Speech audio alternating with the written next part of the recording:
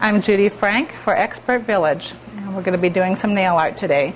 While I'm waiting for my beach to dry, I'm going to be putting some clouds in here. So you want the clouds to actually be on the wet side. So they're on the transparent side. You don't want them to be too heavy and too white.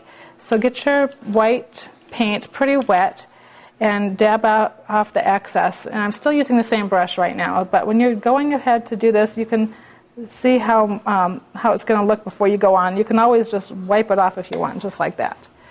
If you can watch that again, I'm just putting it on. Say I didn't like that, I can wipe it right off with my finger immediately. But I did like that, so I'll put it back. But you want to get a little dimension in there, so I like a little bit of cloud to go over some of the mountains, and that gives a little bit more dimension too.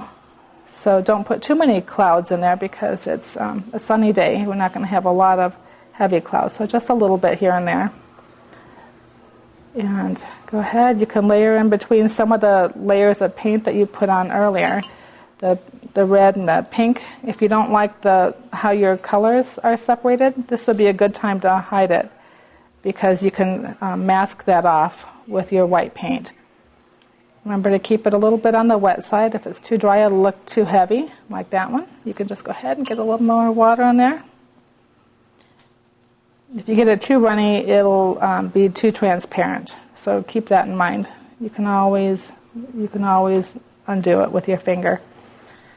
So this is how you build your layers. This is the fun part because it makes it interesting in the end result to have those clouds behind the palm trees that are going to be done in a little while here. But go ahead and go from nail to nail, making sure that you like your result before you go on, because it's something, once you put it down, you really can't change it if you don't take it off quickly. And I pretty much like the clouds in the background, so I don't mind a lot of clouds myself. But just keep it interesting and make them all a little bit different. There you go. There's your clouds. Now you can do the same thing with your beach and your water.